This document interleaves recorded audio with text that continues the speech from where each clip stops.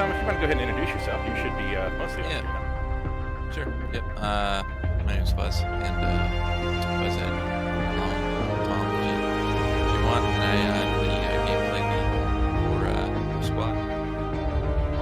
So right now we just came out with that recap, so I figure we might as well chat about it. Yeah, just for as a quick overview, can you kind of give people that aren't familiar with your title what a game designer does on Squad? Yeah, well, we set up all the different layers and kind of that's a multi-tiered position. So we well, I right now, but we're actually getting more people in the gameplay department, so it's really good. We're going to be able to really step up production on all the different game modes and stuff like that. So basically, um, all the gameplay decisions. Um, there's a lot, you know, whether it's be spawning or anything else like that. It all kind of comes down to has to pass through the gameplay department, and then also passing on different ideas and all that kind of stuff to put into production. I do want to say apology for folks there. It looks like the office internet might be chunking up a little bit, so we did lose frames there, but hopefully you all can still hear Tom speaking. So, yeah, so Tom has been kind of a key instrument in making sure that Squad gameplay is kind of a unified front and has been a huge part of the team for the last, I guess it's been a little over a year you've been with us for now. Yep, yep. It's been since March of last year. Right on. And obviously, Squad has changed in a huge amount in that time, and we're still growing. But kind of most recently, like we've just given the patch preview with a recap with A13. You've been working pretty hard on that. Can you kind of give us an overview of what you've been working on most recently? Yeah, so we've been getting in a bunch of new layers. Like medium-sized layers on different maps to give a good mix. Because we have a lot of large layers right now, but we don't have too many medium layers. And we've been sorting through a bunch of the configurations for the vehicle wheels, um, and a whole bunch of different things. But uh, it's been quite busy right now with all the different game modes that we've been juggling with. So there's a lot of stuff that's not going in A13 for this patch, but we've been working on recently as well. I mean, you're talking a little bit about game modes. Can you kind of tell us what are the primary game modes we're working on right now and what we're working toward? Yeah, so for squad we have assault and secure, which is as a place squad knows, it's a linear game mode where you capture one flag after another in like a linear path kind of thing. Um, we have random assault and secure, which is randomizes the flags a little bit. Um, so we've got a couple different things on the go with that, with regards to uh, the way the flags work. Um, but yeah, the um, I can't talk about it too much, I guess, because it's not set in stone yet. But yeah, it'll be changed a little bit from A12 version to now.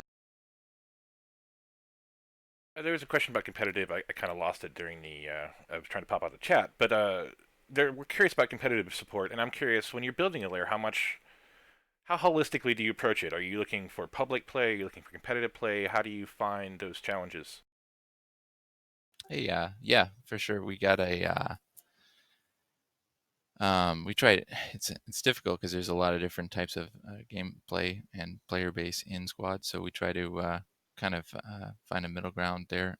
But I think we'll find as we branch out with more game modes, there will be game modes that will heavily favor competitive play. Um, we're probably trying to branch out uh, from AS becoming like the main mode and AS rather being more of um, the mode that's the simplest mode, because it is a fairly simple mode. So a mode that you can get in to play relatively quickly and straightforward. Whereas we have a new destruction game mode that's looks like it's going to be a more streamlined version of Insurgency. So that could potentially have a lot of competitive players interested in, because it's a little more uh, it's easier to have a fine balance, and I think it'll be a good alternative to AAS. We have been working on territory control, which is what I'm really excited about, because it's a little more open-ended of a game mode, and it has the ability to give you a lot more resource options, as well as attack and defend options. It's going to be pretty interesting. Yeah, I mean, I know you haven't necessarily been totally hands-on with destruction, as it kind of has a history from going back to some league play and coming in through some other folks in the modding community.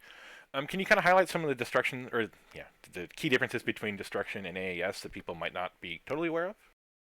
Yeah, well, destruction is a lot more similar to insurgency. So how it works is there's caches. So you have two. I don't know if we have the. Probably can't pull that graphic up. The basically you have two or three phases, and in each phase you have two caches. The cache locations are in randomized positions, um, but within a set defined compound. The uh, Once you move into a compound, you basically have icons that will be removed as you search through, and once it's found, the cache will pop up there. So you're not it's not entirely random, in the sense that it's usually in these same similar compounds, but you have to search through to find the actual location. And the different phases are giving you a break between each phase, so it gives defenders time to prepare. You can't build in a there's kind of like a blocked off area where you can't build any fobs or deploy any rally points in, to prevent attackers from pre moving into that area. So it'll be a more streamlined and kind of condensed version of an insurgency, and I think it'll be an interesting game mode for competitive players. We have a question from Thrillmage here, who is a longtime player and thinks that Squad has some fantastic non-combat features. Who they excite. You can play it like a Euro Truck Simulator in a Warzone. You can run Logi, and there's he believes that people are open to that experience. Do we have any more plans for any other non-combat roles or ways for kind of to facilitate that sort of play? Yeah, for sure. I mean, I'm a big advocate of that kind of stuff. I do think there's a lot of cool moments in squad that can happen when you're not just shooting people, um, and we are planning on kind of adding more to that where possible. But obviously, because like I said, the gameplay, uh, certain player base favors one thing over the other, so it'll be kind of like one of those things that might you might see more often in certain game modes over other game modes. Um, yeah, I don't have any solid uh, examples of that. I mean, we do have a funny little side kit, which we might expand on in future versions, which is the unarmed kit. So you can kind of, if you so choose, go unarmed and just um, you know just run alongside, uh, take photos and videos, or just whatever you do in events and stuff like that. But having uh, the ability to decouple off the weapon is going to give us some interesting possibilities in the future for environment interaction and other things like that. Yeah, I mean that's actually one of the really cool things I think about Postscriptum is they have that camera option where you can kind of run around and be a war correspondent and like debatably good for gameplay, but I think it's really awesome, and I absolutely love the media that comes out of it. I think it adds just kind of so much to the experience, and it's that immersion factor that we like to kind of hit on. Yeah, for sure. I like that idea of that concept quite a bit. Um, yeah, we might add something like that in the future down the road, but that's all kind of like extra bits that we won't add in until we get all our main features in place. Speaking of, somebody was curious if destruction is a post 1.0 thing. No, I think we're actually going to try to get that in for A13. That is A13. yeah, Yep. yeah. So you First, should see that sooner. yeah, first iteration will be A13, so soon, guys, like pretty soon. It might have balancing problems or might not be fully fleshed out, but yeah, we really want to make a big push to start branching out from just AS and random AS and invasion. Insurgency will not play a little better in A13. Like we want to fully flesh out insurgency a lot more um, because it obviously it was really an awesome game mode in PR, and we did a lot to add those non combat elements to it. But yeah, we would like to expand our insurgency and go farther. That we always were limited in the Project Reality engine, but we want to go farther with it in the future. But certainly, destruction is a good uh, push to kind of move into new areas with the game modes. And it's kind of related to destruction and also the opposite of a non-combat role. We were talking about the introduction of combat engineers and sappers. Can you kind of tell us a little bit about that role, just kind of a high-level view? Yeah, so it's been in the works for a little while now. Uh, Basically, the engineer is going to have some ability to passively disable, take down vehicles. The insurgents and militia have had the landmines and IEDs for a while. Engineer is going to have the landmines, but he also he's going to have a slightly faster build rate with his shovel. Um, so he's going to be able to kind of help out with the building a lot. And also, he's going to have the demolition charges, which is super important for taking down uh, enemy emplacements and stuff like that.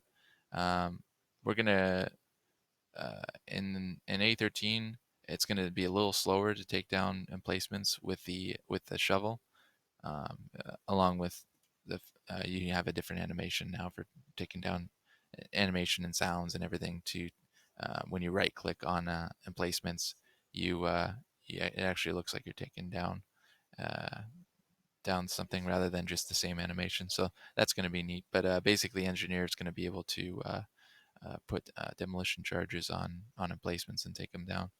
And a great new feature is also demolition charges and IEDs, I suppose, can take out the um, vehicle wrecks. So I know, we hear everybody, and it was never intended for the wrecks to be a permanent fixture that can never be altered. But we just now got it in. Um, there's some problems before, but now we're able to remove the wreck completely, and the engineer will be the class to do that with this explosive. So that'll be uh, a lot help on these maps where there's bridges and bottlenecks. You still with us there, Foge? You kind of broke up and went robot. Oh no. Oh, you're good. Okay, you're back. Yeah, again, sorry about that, folks. It sounds like we're having a little bit of a connectivity issue, but if you'll bear with us, it sounds like we're still mostly getting some good answers out of Fuzz. Somebody was curious about the combat engineer slash sapper. Is that anything like the breacher role? Are they intended to be similar? How would that differ in your mind? Breacher, for people that are curious, is a role that we've talked about for a long time but hasn't really been implemented. Yeah, so no, we totally we're calling uh basic sorry, I should clarify. The engineer for the conventional factions, which would be Britain, US, and Russia. Um that's the combat engineer, and then for unconventional factions, militia and insurgents, um basically this similar kit, but a little different because he's got some more interesting unconventional tools. He's called the Sapper. Is basically taking the Scout class and just rebranding it. And the Scout class will be returning when we do return with the Breacher class as well for the conventional forces. So the Breacher, we still plan on adding, um, uh, but there's some stuff that needs to happen before, and that might be a post early exit kind of thing, depending on how the progress is made on that. We want to add shotguns to the Breacher class, as well as some kind of deployable ladder system or deployable way to move over uh, objects that are too tall to jump over. So we the ladder is more doable. It just requires a lot of artwork and some changes to the animation system. But the shotgun is quite doable. But we want, if we can, to have some kind of reason to use the shotgun, whether it be breachable doors or something like this, because otherwise, shotgun is just not a. It's just more of a aesthetic weapon than anything else. So we actually want to give the shotgun some kind of role and as a used as a tool, and in a pinch can be used against the enemy. But in a modern combat setting, using a shotgun is not really that useful. But it is badass. We all love shotguns in the office, so we do want to see it in the game in the future. But so yeah, the Breacher class is definitely still on the planning board. It's not been fully fleshed out yet, but yeah, there is currently a Breacher class. We're just waiting on the features to become um, more fully featured before bringing him into the game. Just to get confirmed, somebody was asking if Crewman was going to have, or if the combat engineer was going to have a toolkit like the Crewman. I just want to say that, yeah, Yes. Yep. Sorry. Yep. So he gets a repair kit as well. Um, yeah, he's got a lot of cool tools and something as well for the sapper class. Chuck has fixed the rock, so the rocks are no longer like this useless thing that people are always just saying, "Oh, those are useless." Actually, now you can put the rocks over any landmines or IEDs, like put them right on top of it, and you can pile them up in a big pile if you want. So the sapper is going to have a lot. It's going to be a lot more devious in how he can set his IEDs. Um, and in addition to that, you can place out a lot more landmines. You can place up to 5 IEDs and 10 landmines, I believe. And so you only get one ID and one landmine, but you can place up to 10 in the world at one time. And the demolition charges, I I believe engineers get 2 of those, but the sapper only gets 1. But you can place a bunch of those as well. Those are timed demolition charges. So the engineers place timed demolition charges. They're not like remotely controlled. But uh, they don't have the possibility of doing some kind of C4 MATVs or something like that, because they'll just blow up on a timer. But yep, they're still going to be quite. I seen there's a question here. Uh, the squad leader rotation option when deploying emplacement protocol was asking about that.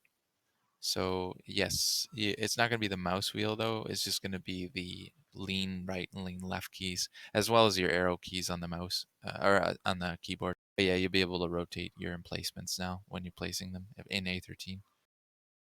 yeah, So yeah, that's going to be nice. That's something a lot of people have been asking for. yeah. Actually, So you you won't have even to. I think somebody had asked during the AMA if there were going to be separate shovel animations too. So I was kind of stoked to hear that we're already at a point where you're talking Yep, about that. yep. So yep, it's quite cool. And it makes like a very distinct sound. So if someone, if someone's not building something up, then you'll know right away because the third person in the sound.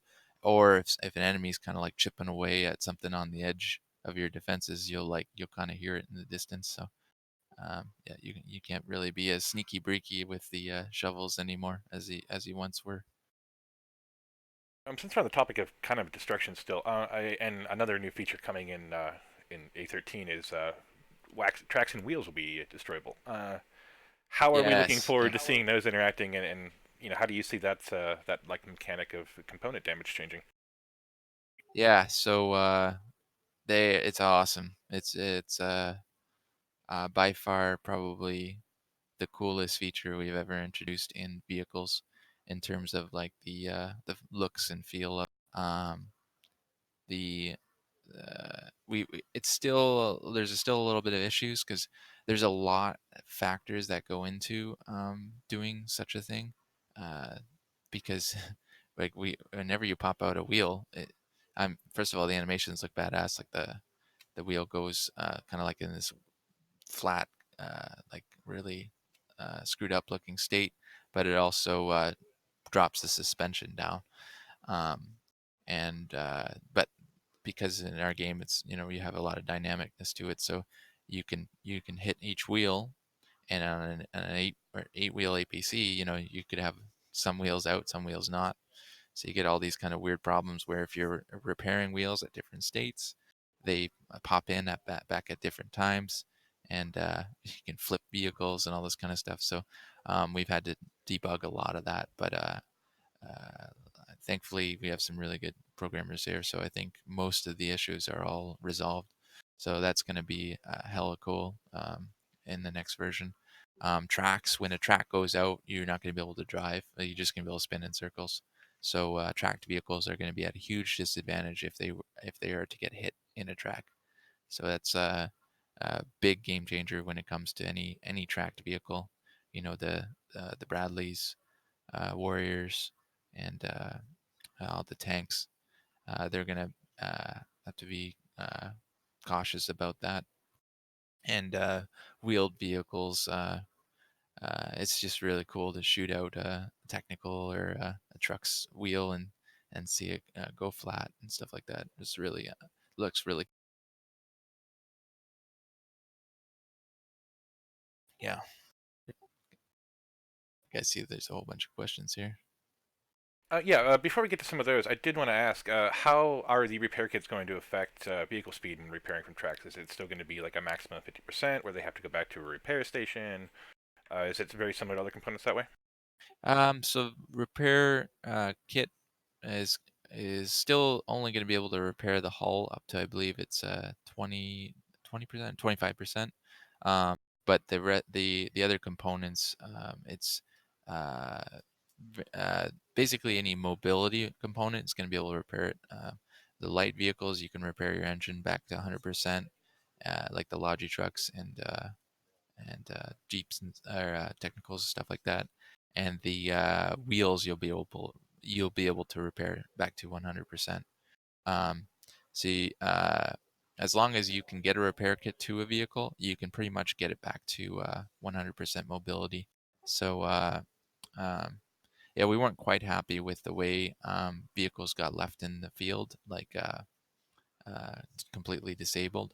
Um, so on top of all that, you have the crewman request on all the vehicles. So you'll always, as long as the vehicle has some ammo, you'll always be able to get a repair kit off of it. In the future, we might switch that to like a swapping system, where you can swap out your primary for a repair kit, and then swap it back when the repairs are done. But for the interim, you got a crewman request on all the vehicles. So you'll always be able to get that vehicle back up and running as long as it's not completely empty on ammo. Um, yep, and turrets I believe are still 50%. The repair kit can repair up to. I think tracks you can repair 100%. Heavy vehicle engines, I think you can repair up to about 80%. So you won't be able to get full power back, but enough to get you out of pretty much any situation. Engarman has a question about vehicle balance, but I did want to jump back real quick before we get too far away from it. You talked about vehicle roll requests, so we're going to be able to request crewman kits from any vehicle that has ammo correctly now. Can you give us a little bit of how that Yes. works? Do you get to get your kit back? Is it something that is intended as like, give us a little oversight on that, or overview, sorry. Yeah. So the primary purpose of that is to help the APCs continuing to give APCs uh, uh, features that allow them to work with the infantry more closely. We want the APCs to be used as proper infantry, mechanized infantry uh, uh, vehicles that are intertwined with the infantry. Use them to transport. You're always safer when you're closer to an APC, that type of thing. So we're going to continue. And the APCs, same thing with the APCs. If they're out of position, if they're away from their infantry, they're in a lot more vulnerable state, especially with the tracks damage and all that kind of stuff. So we always want to uh, we're in, we're always trying to encourage mechanized infantry and trying to introduce features that establish uh, that relationship between the infantry and the APCs. Um, so the crewman kit, as I was saying, it's kind of you can request it on all vehicles. One, it's kind of if someone gets disconnected or whatever, everybody got shot out of jumped out of a vehicle in the field for whatever reason, and now that vehicle is abandoned, you'll be able to request a crewman kit on that. Tanks have a little bit of ammo to assist with that. They believe they've got like 50 ammo to assist with um, being able to request a crewman kit on it. But the uh, down the road, we would look at being able to swap out the vehicle repair kit only, your primary, and then being able to swap back as a way. But for the time being, it's just going to be a crewman kit. So um, yeah, it's a way to allow yourself to repair, and obviously it's going to give vehicles a little bit of leeway. But as you know, if someone is jumps out and starts repairing and they don't have proper coverage and they're alone, they're going to be super vulnerable to getting taken down. So you're still going to need to secure the area, move in packs, have your infantry cover when your vehicle is vulnerable. So we always want to consider the teams who use teamwork more effectively are going to be at a huge advantage. We're always looking at that whenever we're designing any gameplay. Cool. So it's kind of a good follow-up, as I mentioned, and Graham had a question. Are we looking to rebalance vehicles? They feel that Russian armor is getting destroyed by MRAPs and strikers, and there's not really a great counter yet. And they also mentioned the hat for the U.S. might be being replaced. Kind of those things came up in the AMA. So they're kind of curious, how do you feel about vehicle balance, especially with regard to Russia right now? Yeah, it's a very uh, the great Russian armor debate, because I don't. Not too long ago, the Russian armor was the dominator. The complaints were always Russian bias, Russian bias. So it's interesting to see Yeah, the I mean, one of the sort of running gags within the team is that like it's either a Russian bias or a U.S. bias, and everybody's kind of like, but we're a Canadian company. yeah, yeah. Just wait until the Canadian faction comes in, then you'll see the real bias.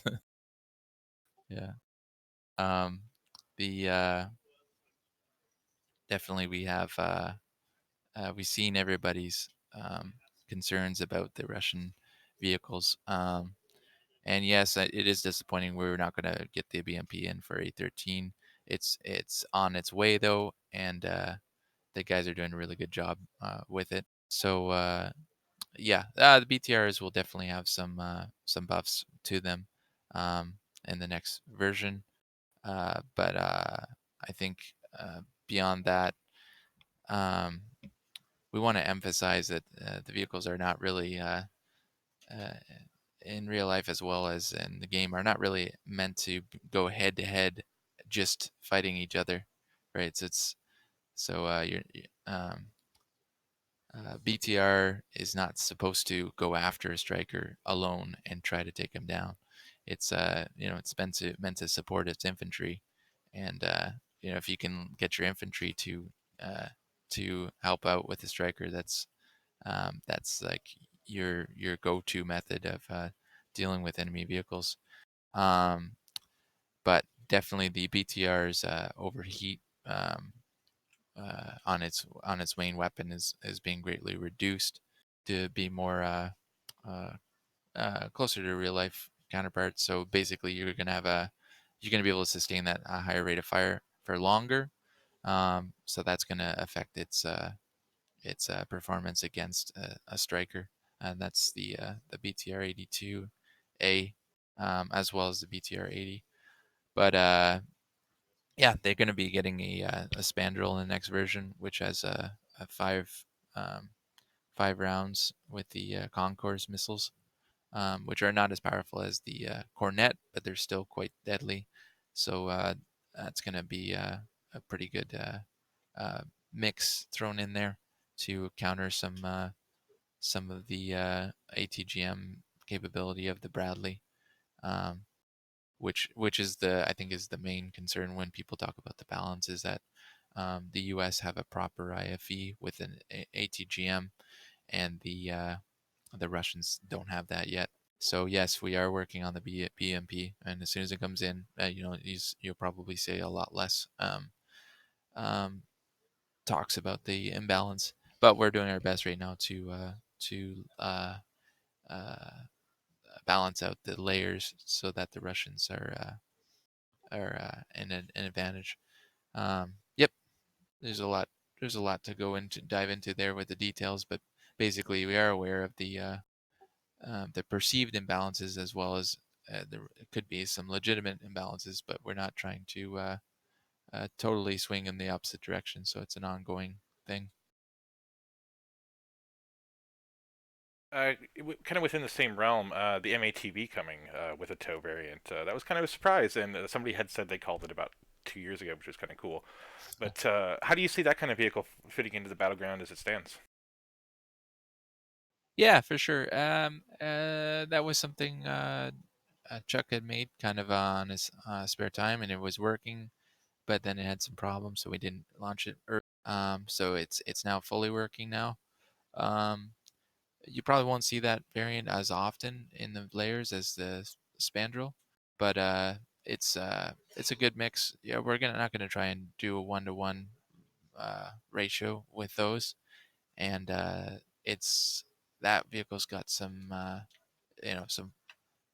flaws to it in that you can shoot the gunner out pretty easily, as well as the reload rate's a little slower. Um, so that will be more of a specialty item. But certainly on the larger maps, like let's say Talil, it'll be helpful to have some more mobile AT capability that's not necessarily a main battle tank.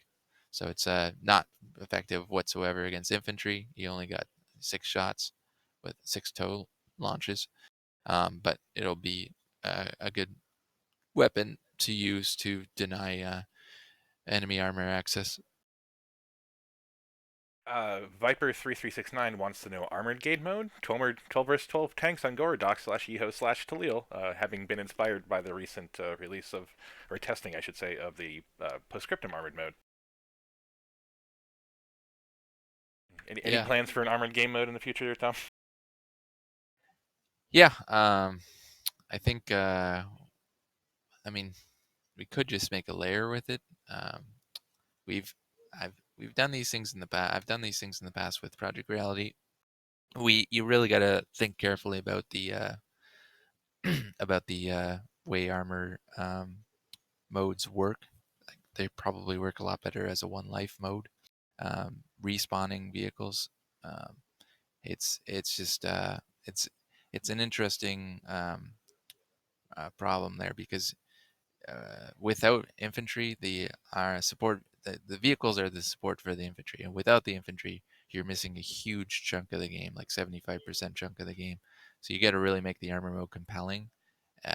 With Otherwise, it kind of falls flat in terms of because I mean the idea, the concept of it is amazing, but when it comes down to the actual gameplay of it, um, it's kind of very lopsided in terms of the beginning of the game is really fun, and then the longer you play, the less enjoyment you get because capturing flags as vehicles is just not that interesting.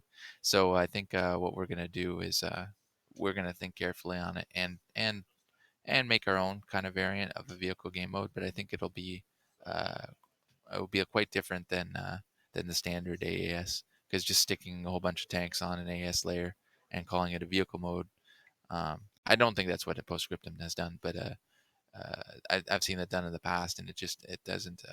It's not that interesting. On top of that, we're still optimizing, so like having 12 tanks might not give some good performance, but who knows? Maybe we'll throw in one layer with AAS layers just to give a taste for it and to get that performance, those performance numbers, see how it works. Cool. I'm going to combine two questions here. One follow-up from N. Gramman regarding we had talked about replacing the hat kit for the Americans, and just kind of curious if we decided anything there yet. And then I believe Heatproof Admin or Armin was curious if we'll ever be able to pick up dropped weapons from dead people's kits or anything like that. Hmm. Yeah, good questions. Um, yeah, so the hat kit, we're gonna go with the Carl G. I believe it's called the M3 for the US. Um, so it's a kind of like a RPG 7 analog for like NATO forces. Been used quite extensively um, Yeah, all originally deployed throughout in the. World War II, I think, isn't it? Some sort of recoilless cannon. Yeah, it's basically an RPG 7 just with uh, a little bit.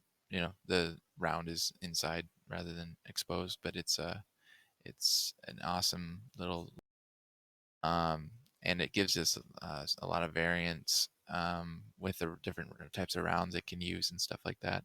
I got to shoot one a long time ago, so in the when I was in the infantry reserves, and it's a beast. It's very heavy, but it's a really cool weapon. So super excited that we're getting that into squad.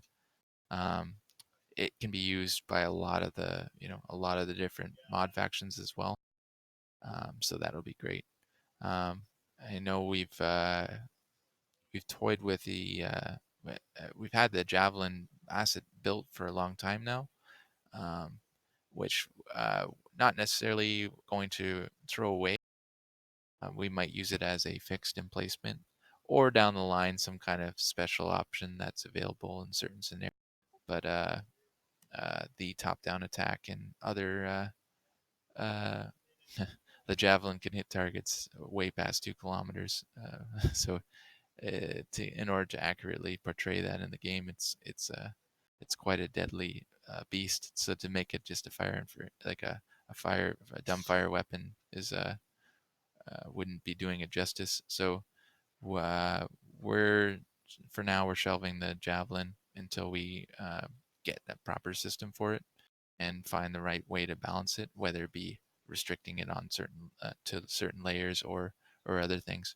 So, but we're going with the Carl G, which is more of a direct analog to what the opponents will be using, which is the RPG 7. Cool. Speaking of blowing stuff up, Carl Pull had a follow-up question. Is it true that deployals like HESCO have to be detonated and not just shoveled away? If so, what about HABs and radios? So we had talked a little bit about the addition of some explosives earlier.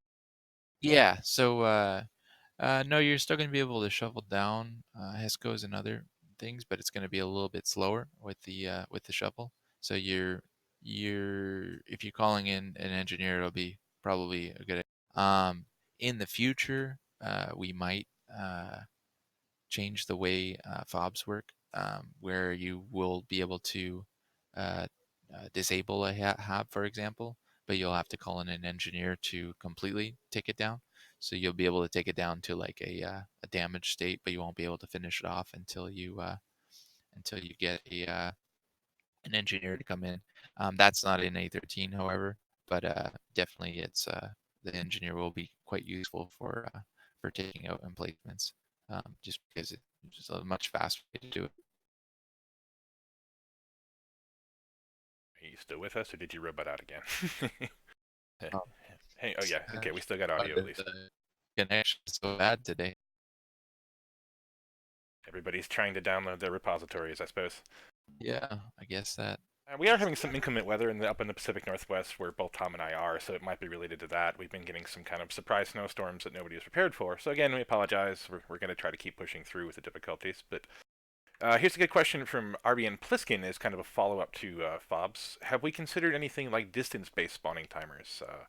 Shorter timer, shorter distance. So, if you're respawning at main base and going to the first fob, it might be shorter. The farther away, the farther the spawn. Kind of if you're maybe familiar with PlanetSide originally or things like that. Yeah, that's a good question, Pliskin. Um, yeah, obviously we've discussed it before. We haven't no firm answer on that because it comes with its own set of problems. Um, but because we have we have a rally point, for example, that is on a set timer. So yeah, but certainly it's something to look into. Um, yes, I'll say on that. Cool. We are also improving on granular rearm in this thing. Can you kind of give us an overview of what granular rearm is in this patch and kind of where the system is in general and how it's working? Yeah, so last version we had a persistent ammo added, so that basically whatever you died with is what you spawn with, but you always got a minimum amount of stuff. But you weren't able to rearm individual items. You had to just, it was all or nothing, either rearm everything or nothing. So now you're going to be able to rearm each individual. Like if you want 2 mags, if you need 6 mags, but you only want 2 because that's all that is on that ammo source, you can just pull off 2, or 1 grenade and one smoke grenade or whatever. And you can, down to each individual item is what you can now grab off of, and it's on this nice little radial menu, and it's working really good. So this will be most on the fobs, not so useful because, or not so used because the fobs have usually a lot of ammo, but on the vehicles and definitely the ammo bag, it'll be super helpful because you'll be able to select, rockets, for example, for your light AT. You'll be able to just select one rocket, so you don't use up the other ammo points on rearming some of the other things. Yeah, which really should help kind of free up some of the like it's kind of a boon to everybody, especially knowing that like there are also ammo on vehicles all over the place now. So like it's possible to get out there and actually share ammo a little bit better, be a little bit more prepared. It's kind of a big thing, especially for AT kits and stuff. Yep, for sure. Yep, I think players will really dig the rearm. Oh yeah, I did want to get back to we talked about Tilly a little bit, I made sure this was cleared with Ross before we get anywhere. Can you tell us a little bit about what you're doing for the PAX lair? We're going to be doing a special lair for our booth at PAX this year. Yeah, so we're just doing a little kind of like a demo boot campy kind of uh, run through of some of the different systems in so we're using Talil as the base, since it's got some pretty good visuals. So you'll basically just have a little bit of an active demo, hoping to get in the automated machine guns as well, so that they shoot over your head kind of thing, as you go through a little obstacle course and slash combat course. Yeah, should be pretty neat. And anyone going to PAX, they'll have the opportunity to try it out at the end of the month. Yeah, so if you're going to be in Boston for PAX, which is at the end of the month here, March 28th through March 31st, I believe, it's 4 days at the Boston Convention Center, right downtown by the waterfront. We'll be on the bottom left-hand corner of your map if you hadn't seen it yet. It's going to be somewhere over here. There'll be a little logo that says OWI. The booth number is 10126, I believe, and we're going to have Postscriptum and Squad there, and maybe some other cool stuff if you want to come in and check out what we're going to be doing. Obviously we've recruited some community volunteers, so you'll be able to meet some of the people you actually play with alongside of the developers and kind of see what's going on for Squad. Keep an eye out for other shows. PAX East is kind of our first big return to the convention scene since I think maybe 2016. And yeah, we're really excited. We're going to be there, like I said, with Postscriptum. They're going to be showing off some cool content too. Obviously, it's a big year for them. And yeah, just follow OWI on social media. We'll be there at PAX. Come look for people on the show floor. It's gonna be cool. We're excited. It's putting on our big boy game britches here. Yeah. Yeah, since Tiliel is armor centric, Captain Random 10 is curious. Are we working on crew damage for successful armor penetration? Uh, that's not a thing that we're probably going to feature or highly go into, just mainly because uh, it's really frustrating. It actually happens sometimes. We're not 100% sure uh, the circumstances it does happen, but yeah, it's super. You would just have sloths of basically, to do it realistically. Well, a lot of times you're gonna just have empty vehicles just scattered across the map. So each time if something penetrates, it's likely to kill the crew. That's not something we really want to emphasize because would really break the flow of the game down quite a bit.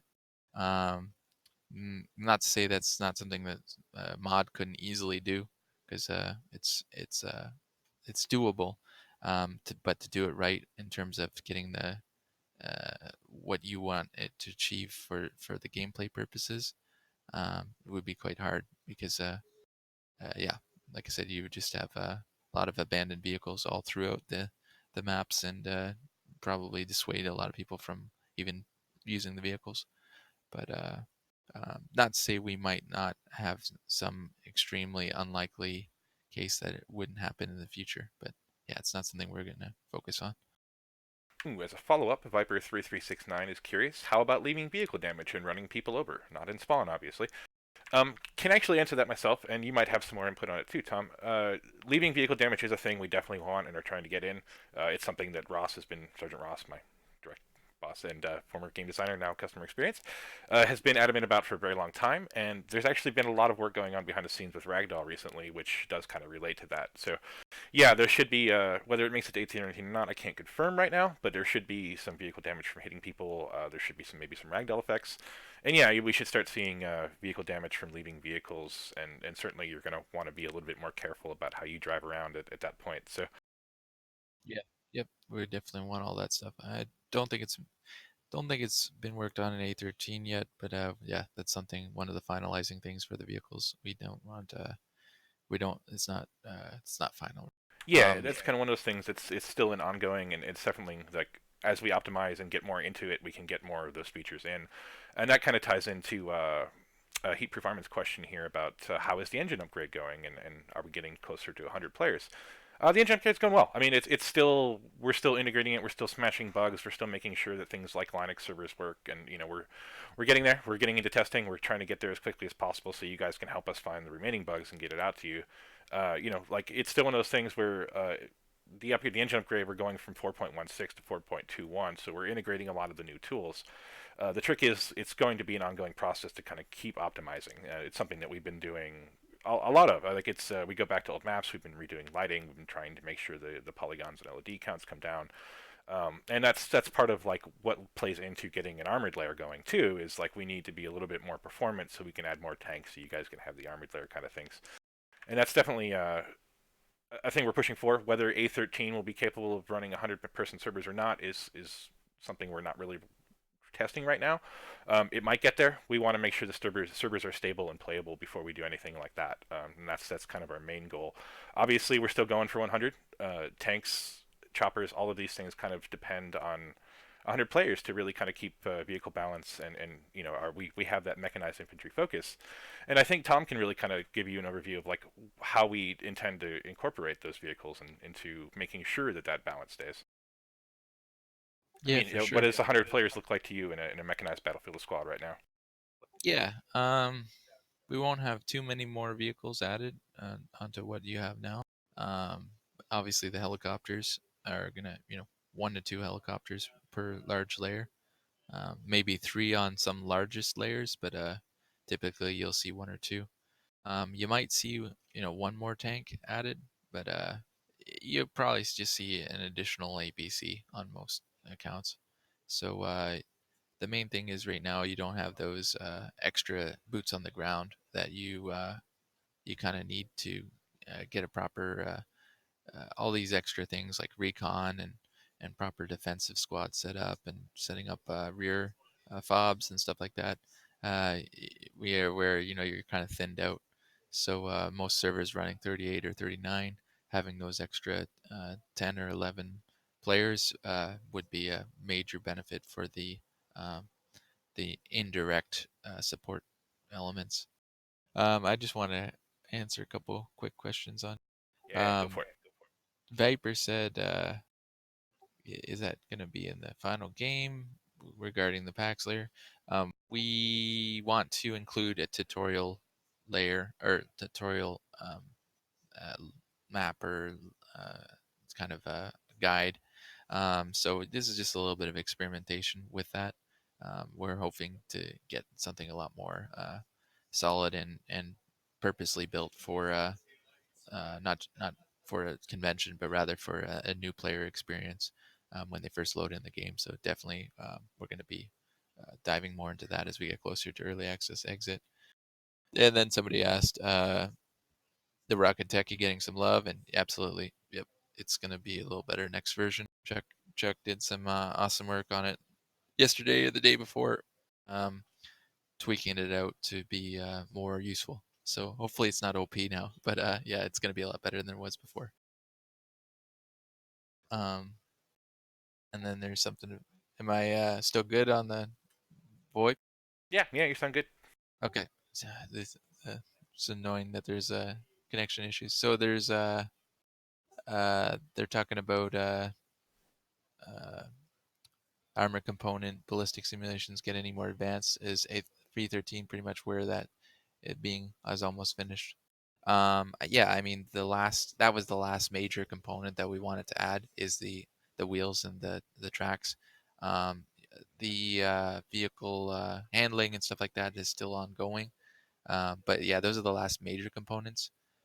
You could see potentially in the future maybe some optics components and stuff like that. But yeah, for the kind of the four major components was the engine, the turret, um, and the wheels and the ammo.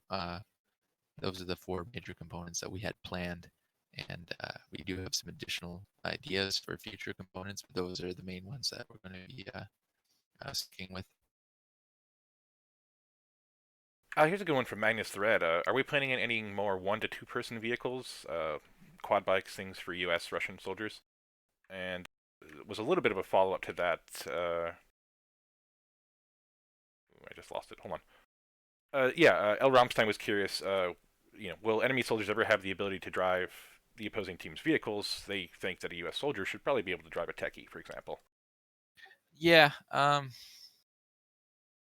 it's we're probably not adding that. No, and just yeah, he could drive that, but yeah, he probably wouldn't. And not to say that we can't have layers that do that. It's pretty easy. You just create it as a neutral vehicle. But yeah, we're not just something for the mods. We're not planning on adding ability to drive enemy vehicles. Um, but yeah, we could always experiment with it in the future. But yep, it's not planned to be a major component to the gameplay as taking enemy vehicles. Yeah, What was it makes sense. In a more conventional layer, you're going to have a more conventional kind of logistics flow. So you're probably going to want the Bradley over the 4x4 pickup anyway, because so that makes sense. But yeah, I could see that being useful in mods and other modes and stuff in the future. So yep? What was the other part of that question? I forget. any more like quick vehicles for Russians, Americans, things that are like quad bikes, things like that they're a little bit more mobile. No plans, immediate plans for that kind of stuff, but we are aware there is a current like lack of light vehicles for those factions. Obviously we had a light vehicle for the U.S., but it was had to be removed. So yeah, we'll definitely look in the future at that, but it's not in any immediate plans. That'll be probably like a post-launch kind of thing where we can get some additional like fun, quick light vehicles. Um, but we really want to focus on making the mechanized infantry gameplay really solid because we're trying to replicate like a more conventional um, forces and what they might use, and that's we have a logistics side of the game, but for the actual um, for the actual assault and frontline troops, they're going to be using something with a lot of armor, and generally not going to be using lighter, like ATVs and stuff like that. That's more of a special forces kind of thing, which we're not really geared towards. Les Veggies is curious if the hovering above emplacements and reviving and respawning on the top of the roof will be fixed. Good news on that. A lot of the ragdoll work that's going on is going to address some of those things. We found bugs that are like, it checks for a spawn position, it can't find it because a corpse is there or something, and that's where a lot of that comes from. So there's been somebody looking at a lot of that. Should see some relief in the future. I know that's a big thing. It's been around for a while. It's been a really devious bug we're not fond of either. So yeah, hopefully we'll see some of that coming along real soon. If unless you have one, Fuzz, I have a pretty good one from El Kuz here. Nope. Yeah, go ahead. With more and more competitive tournaments, there's a need to display interesting graphics and keep logs, and statistics is growing. Are there any plans to implement any sort of API, get end of game information more in front of the players, things like that? Yeah, definitely. We can't really talk too much on it, but it's we that's a we've been planning something uh, on that for a while. I guess when we have more firm information on that, we'll we'll get it in a recap. But yeah, we definitely want to see some more of that information available to the player. Yep, yeah, that's one of the things. Keep your eyes peeled from a recap. It's data that we want to use to make the game better, and it's data that we can potentially expose out to you after that. So, yeah, those are things that we find useful too. It's just it might be a little bit more after release sort of thing, after we have a little bit more time building major systems, that sort of stuff. So yeah, keep your eyes peeled for that. We'll obviously update you. It's a request we do get often, and certainly kind of agree with. We think it would be useful. Being data driven is not the worst thing in the world. And Graham wants to know, is Nordic a thick boy? He's not that thick. He's kind of Like short. He's he's pretty. actually short. Yeah, he's like here on me. I wouldn't quite call him pocket size, but maybe if you had some jinkos. He makes up for it in his fierce Norwegian way, Spike which I Norm think is is Swedish. I don't know why his name is Nordic. Actually, he's Swedish. he's Nordic. It's still Yeah. Norway is not necessarily Nordic. I mean, Norway is Nordic, but it doesn't necessarily apply. Anyway, we can debate that with him later. Is Sunny Play Squad is curious? Is Gunplay finalized in your opinion? Gunplay is not finalized. Without getting necessarily too specific, what sort of tweaks might you think about in the future for kind of how things are played out in guns? Yeah. Yeah, we're still not quite happy with the way the shooting mechanics work. Still favors a little bit too much on the Twitch end of things, and a little less on the squad composition and tactics. So yep, we're going to be um, introduced a little bit more recoil on the Z-axis, and we'll be doing further recoil tweaks and stuff like that. So no, we're not quite satisfied with the way the gunplay is behaving at the moment. Magnus is also curious, kind of related to that. Will there ever be a possibility to use a backup site on like a Sussat or an Elcan? Backup site. Yeah, we would love to do that. Not in the current uh, dev cycle, but definitely we all like to see backup sites. So yeah, it's a future possibility, but no firm plans on. How about different camo layer options for US by layer from Protocol? Um, yeah, I mean, I think they chose multicam the way the multicam worked, so could be so diverse. But I could see future environments where it would be ideal to have them swap out to a different camouflage. We'd have to rejig the way we do the way textures are displayed on teams. So, uh, yeah, it's a system that's not as robust as we'd want. So in the future, if we can get a robust system, yeah, you'd see a lot more variations on the uniforms. But for the time being, they're going to stick with the multicams. Cool. Les has a follow-up question kind of about our update cadence, and we had talked about coming out with faster updates, and that's still something we want to do. It's something that we can't always predict. Stuff like the engine upgrade has set us back a little bit. Like that's been big. Like we do want to try that. That is something that we haven't been as great at in the past. But yeah, we do want to get back to a speedier update cadence and to address Sunny's concern about changing major systems. Yeah, more of that's going to fall into place. The less time between patches and more we can focus on that.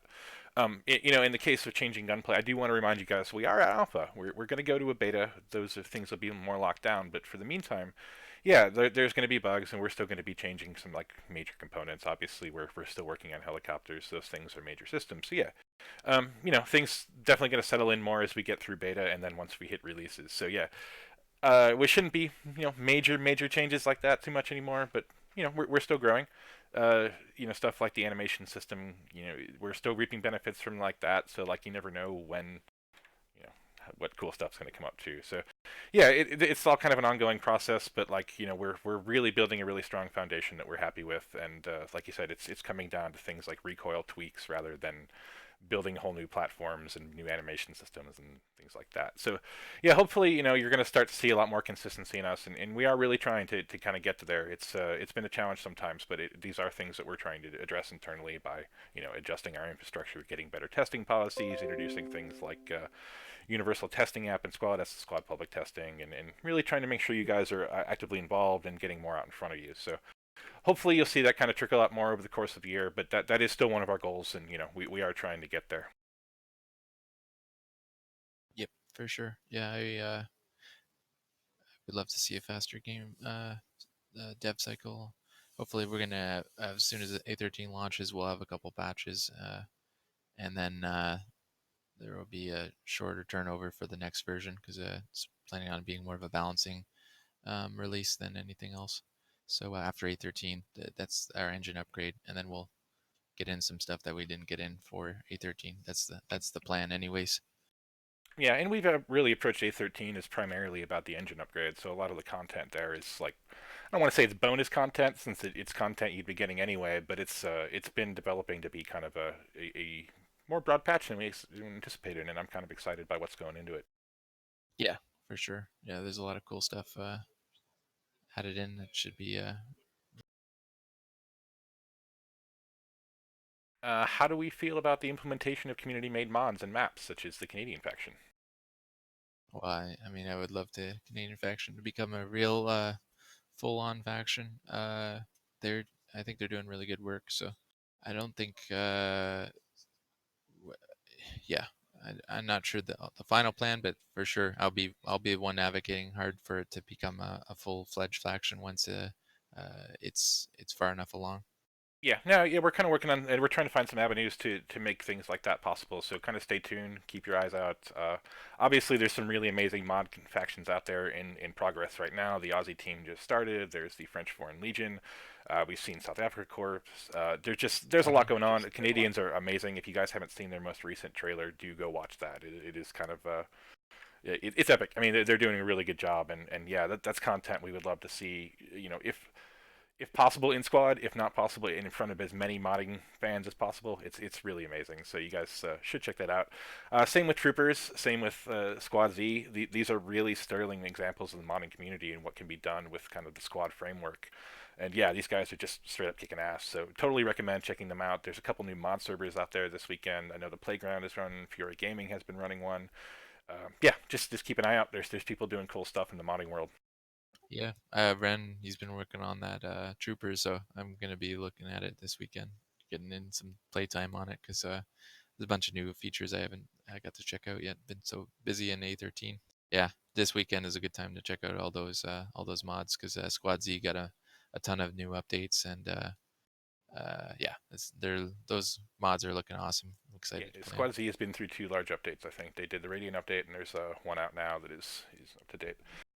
Before we get too close again, we've run over the hour, so I don't know how long you're willing to stay, Tom. I did want to take up Oni Shinobi's question here. Are there any plans to the future differentiate between conventional and unconventional forces by changing stuff like spawn mechanics, availability for the kits for militia and insurgents, and possible other future unconventional factions? Are we planning on mixing it up, making unconventional factions a little bit more distinct?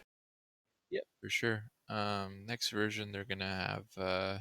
We're gonna try doing a dual hab instead of just one. So the militia and insurgents will be able to deploy 2 HABs. Already their HABs are really cheap, but they'll continue to be cheap. So there'll be 100 construction points to build. So they'll be able to be a lot more. They'll be able to get their spawn infrastructure up a lot faster than the conventional forces. Yeah, and we'll continue to diversify them where we can. Um, so we'll have a lot of we have plans to keep adding some cool, new features like that kind of thing, as well as new vehicles. Um, but right now, basically, we still want them to be fun to play and everything else like that. So um, we need a proper game modes for those unconventional factions because they don't necessarily play as well in straight head-on fights in AAS. So we've kind of restricted the insurgents to invasion, but once we get some more invasion and insurgency, but once we get some more true uh, asymmetric game modes, then we'll see a lot more of these unconventional factions. They'll really be fun to play and highlight it there because they'll have objectives that match their unique asymmetric abilities. L. Romstein 88 is curious, what are our plans post-launch for Squad, DLC, skins? How do we plan on putting post-launch support? We continue to sell Squad. We plan on supporting it for as long as possible. Like we're talking years. As long as you folks are playing it, we want to keep supporting it. OWI is also a publisher, so we're not just Squad. There's also Postscriptum under that umbrella, and we have OWI Core, which is kind of the foundational technology that somebody can take and build a game that plays like Squad or uses the same technology as Squad. So yeah, like we're doing more than Squad, and yeah, we absolutely intend on supporting Squad for years. Like that's the goal. We want to be playing this game as long as you guys want to be playing this game, and like Tom can probably kind of rattle off a dozen ideas or so, and not that you have to, Tom, of things we would love to do, a year or two down the road. I mean, just Yeah. the ideas you guys come up with, for example, destruction. That's something we'd love to have that would be awesome in a squad game. Oh yeah, I've got a huge list of post-launch 1.0 feature. Never ended amount of ideas certainly. So yeah, we have long-term plans for it. Um, I see someone was asking about uh, where was it there? A13 testing before end of March. Cerebus. I hope so. That's definitely, we don't like to give out release stuff, but yeah, it's coming sooner than later. But yeah, definitely want to get that testing in soon. So yeah, just watch for the announcements in Discord and everything else. As soon as we're in a release candidate stage, we'll pop it up on the UAT first, so you'll be able to jump on. And there's a separate testing client that you'll be able to jump on. Everybody will be able to jump on and get it the last bugs worked out before we go live with the launch. And then Viper had a Viper had a question about commanders. He said the helicopters are not in V13. No idea if the commanders are. The commander will not be in V13, just because there's still some things to work out with him. And yeah, we're hoping it's mostly finalized, all the features. It needs additional testing to make sure it's a little more polished and everything working properly. Uh, I'm still coming in okay. Yep, yeah, you're loud and clear. Great. Founder skins, they do work right now. We are trying to get them working more reliably. Um, let's see here. The interplay between squad leader and commander. Yeah, we definitely have plans to make that requesting system and everything else very intuitive and easy to do to get that commander feature really uh, fun to play and rewarding. Um, we are planning on changing the way the VoIP works so that when there is a commander, you're just talking to the commander on the command channel rather than everybody talking all at once, which often makes it really, really hard as a squad leader to, make sense of all the comms. So you still have access to all the direct comms though, so you still can message all the squad leaders individually using your number pad, but commander will kind of be the relay for the comms there. But we're trying to automate as many systems as we can on the map, so you don't necessarily have to VoIP in every little thing, but rather use a icon to display your intent, and only keep comms for critical items. That's up to the players, obviously, to decide what is a critical item, but yeah, we're trying to give them the tools to allow a lot of the communication to happen dynamically using the map tools. Jens here is kind of curious. Can you tell us about the commander? We've talked briefly about it. We've kind of talked about some of the things, and this also ties in well with somebody that was curious if the A10 was coming. So, Oh yeah, yeah. So commander will have the ability to give orders to squads and call in unique commander actions, like airstrikes and artillery, UAVs, and beyond that, just be the kind of eyes and ears of the overall field, being able to kind of see where there might be a break in the defense of the enemy as well as the friendlies, and uh, help where needed or ask for help where needed. Um, so um, he'll have a station where he'll be able to use these actions, and but he'll also be able to affect things like he'll be able to affect the capture rate and the defense rate. So killing you can be in the field actively affecting things, or he can be in the back and the behind the lines kind of thing. So he's got a little different ways he can play and tools at his disposal. And there is a vote off the commander option, definitely Cerebus, yeah, as well as that, a that was vote an important to. question a lot of people had: is how do we get rid of that guy? Yeah, yeah. There will be a demote tool, or because we are aware it's not always possible to have the best guy come in to the job. I'm going to combine a couple here.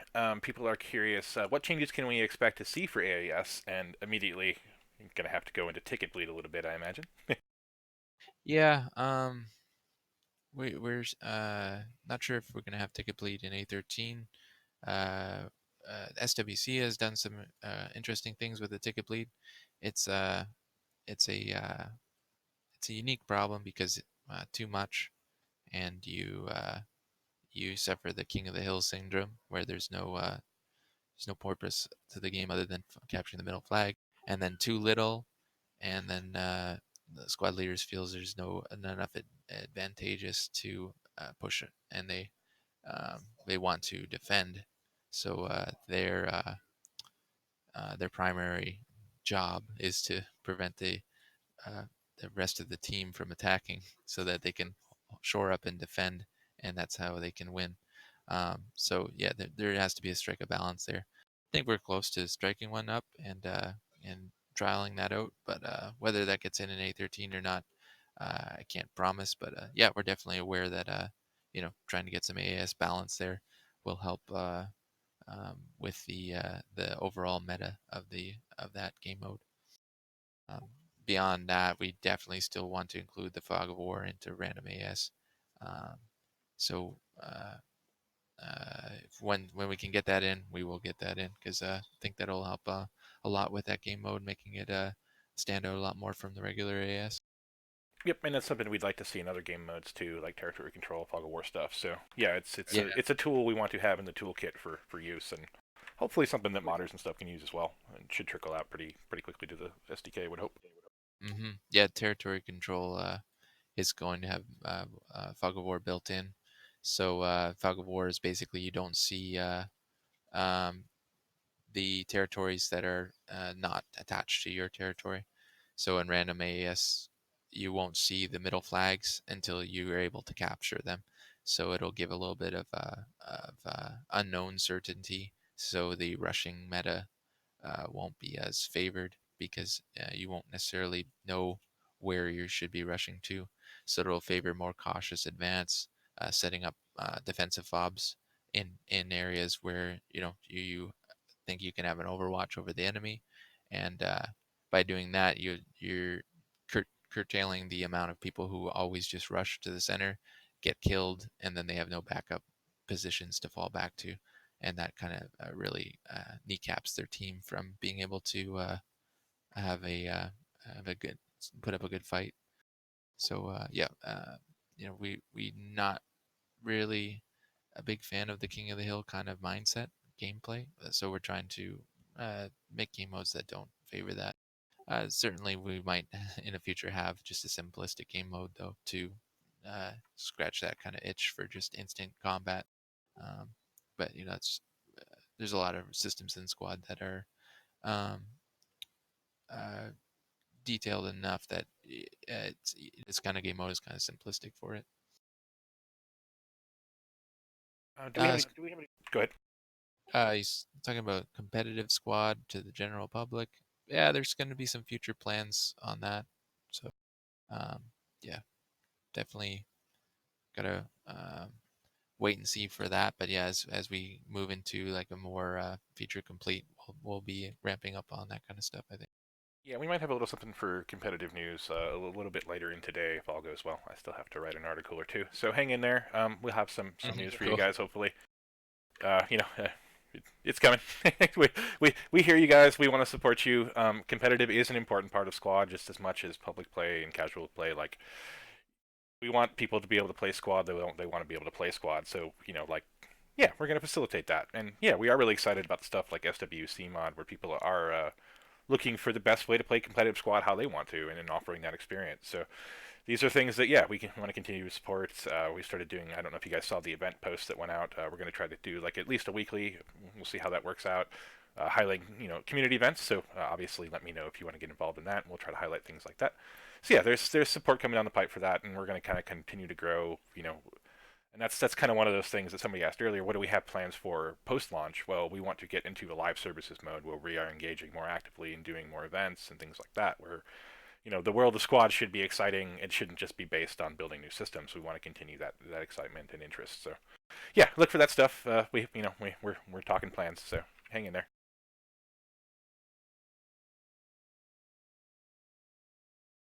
I had actually messaged you about this, and Carl Pohl actually is curious. Have we ever thought about adding progressive amounts of tickets, or not necessarily like the opposite of ticket bleed, some sort of encouragement for capturing flags?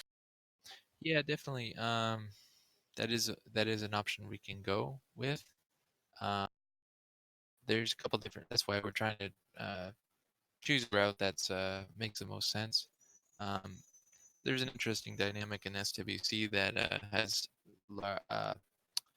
the flag capture speeds are variable, so the faster speed are in the center, and it's slower gaps the more further out you go, so that encourages kind of uh, more turnover on the middle flags, and then but higher rewards on the outer flags with the tick bleed.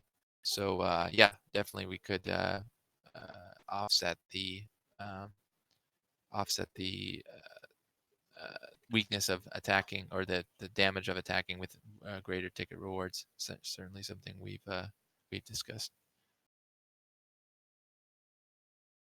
Do you think demolition is going to replace insurgency, or do you believe they can kind of coexist? Is there a distinction involved? Uh, so it's actually called destruction, but Sorry. demolition is Yeah. yeah, same thing. Yeah. Yeah. Sorry. Yeah.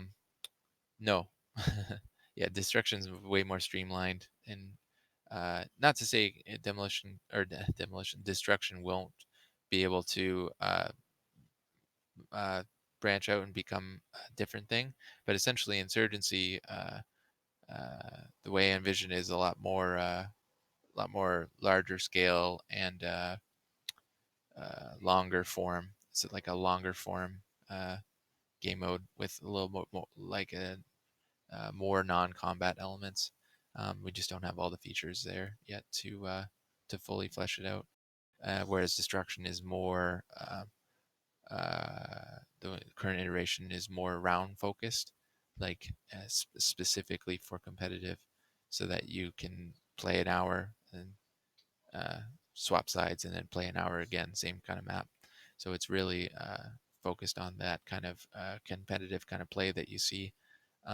Whereas Insurgency is a lot more focused on like emergent tactics and interesting scenarios and more non-combat elements. But we just don't have all those features in Insurgency yet to flesh out those ideas. So yeah, so long uh, short form of it is yes, there will both coexist and branch out as we gain more features into them. Cool. Looking forward to playing both. Bill Santu is curious: is there any plan to have explosion stacking, i.e., explosions triggering other explosives? Yeah, it is always kind of lame that if an explosion goes off, it doesn't hurt the other one, but no plans at this time. So Yeah, yeah, check that in the post-launch plans column. Yeah, yeah, these are these are the ideas that we get that we love to work on. They're not slated for work yet, or they're not on the backlog necessarily. But yeah, these are things that we want to keep developing. These are just the list of features that can push us for years and years and years that we're excited about. So hmm yeah, keep those ideas coming. We definitely want to do those. Same thing with destruction. Destruction is a costly technology since it has to be like replicated out to the entire server, and that's why you don't see a lot of just shit blowing up everywhere in Squad. Pardon my language. Um, yeah. If we had, I think what we would do with destruction is start with simple things like doors, like you know, 30, 30 doors on a map or something that you can doors or gates or whatever that you can take open, and then we'd go from there. But yeah, that's Yep, and that's that's definitely in the realm of like a feature we'd also love to have. So not something we're mhm. necessarily working on now. We don't know if it'll be technically possible, but yeah, those are things we want to do, and those are cool ideas. So we're stoked with them. Yep. Slappy Gilmore is curious. Have we ever contemplated a quick reload feature such as mag dropping or switching between weapons being faster? Mag dropping. Like mag hot Uh, swapping, things like that. uh, oh, you mean like dropping your mag rather than putting it back in your gearbox kind of thing? Yeah, things like that. Quick reloads, being able to maybe eject a half mag, slam anyone in, that sort of thing. Basically, more granular control over your personal ammo cache. Gotcha. Yeah, it's pretty low priority, just simply because you can already rearm like extremely quickly as a rifleman nearby, and mags are really they only cost 1 or 2 ammo points. So yeah, we haven't really dived into that, and the time you'd save for a hot swap mag is like a half a second to a second. So and it's a lot of work to have to support that with all the weapons. So we haven't really made that a priority, just because it's like a really we'd rather see like dragging or something like that in like where it has a really cool dynamic to it rather than something that doesn't really affect the game a whole lot. But yeah, definitely it's something that's been talked about. But yeah, we're not putting resources into that until a lot of the other things are off the list. It's pretty low on the. Yeah, kind of looking further ahead till Magnus Threat, I believe, was curious about. Do we have any plans to look at medic systems? Anything more in that front? Yeah, I would love to get a little more uh, in-depth wounding not at this current time though. So we just have a some small tweaks, but nothing, no major overhaul planned for the medic system right at the moment. Although I think there might be some UI improvements slated for some from future, not necessarily A13, but there are some quality of life improvements planned. Hopefully, we'll get you guys Yeah, some cool stuff. But that won't be a major overhaul or anything. We're looking to kind of supplement what's there for a little bit to kind of make it more useful and more engaging.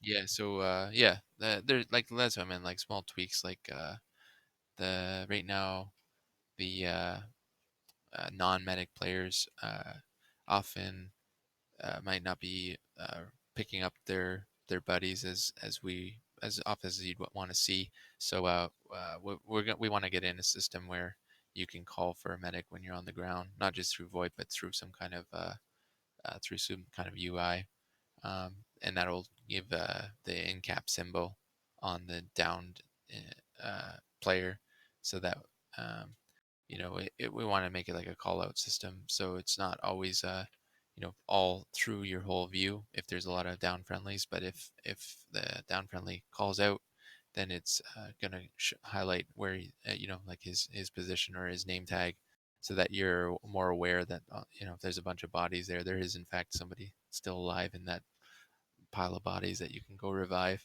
So yeah, we'll small tweaks like that. Well, but as far as like a huge like overhaul, like a in-depth overhaul, it's definitely in an idea stage right now, but no firm plans on uh, implementation.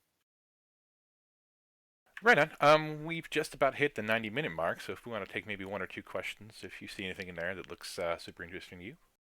Yeah, let me take a look, and then yeah, I gotta go.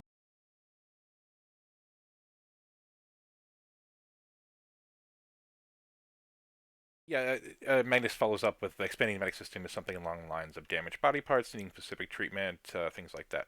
Yeah, I mean that's still in the realm of things we'd like to do, but yeah, again, it's a little bit further out than kind of the quality of life stuff that we're looking at that Tom was just talking about. So yeah, I mean things like to do that. We'd like to have a little bit more granularity in there. Probably not going to ever have a super gory system, which is a thing people are often curious about. It's just kind of not something we're interested in doing, and we've talked to Melbo, our combat medic, and folks like that that are you don't see a lot of that. It's not something, squad's pretty intense already. So yeah, there's things like that that we're considering, making, I could see movement speed being tweaked. I could see maybe losing stamina if you got shot in the leg, but not necessarily that, or maybe more bleeding out mechanics, just as kind of examples that we might consider in the future. But yeah, that's a little bit further out.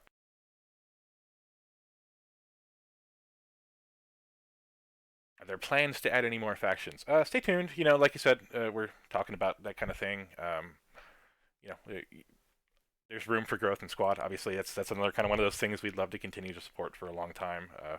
There's a whole world of factions out there that we're pretty stoked by. People really want to see Germans. We'd like to see Germans. They're a really cool tech faction. Could probably use some more unconventional forces, something a little bit more exciting to kind of bring in some more parts of the world, perhaps. Who knows?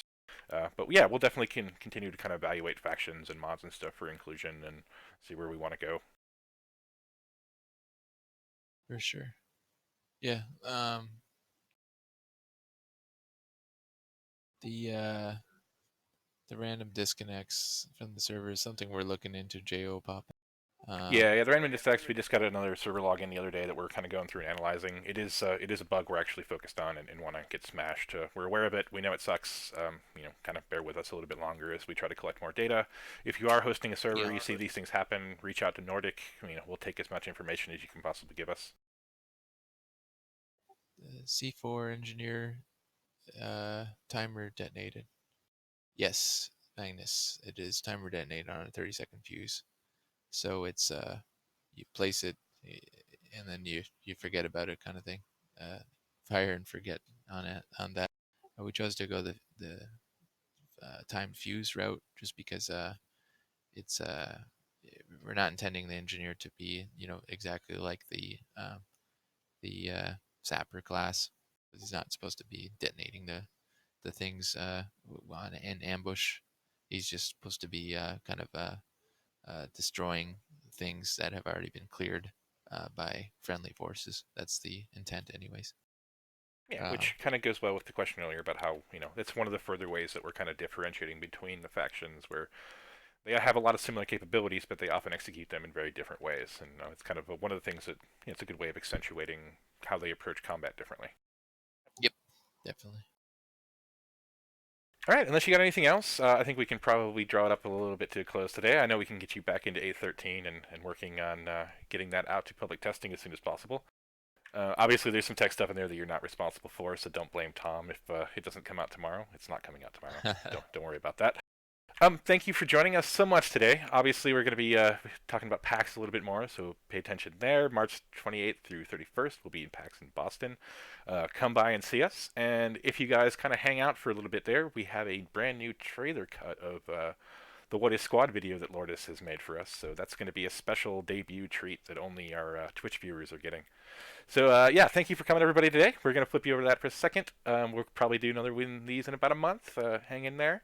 If you want to hear from any specific dev, do let me know. And join us in Discord. Join us on the Squad website. Come on, follow us everywhere. Follow us on Steam. We're going to continue to kind of be in your faces. Come join us at PAX. We'll talk to everybody later.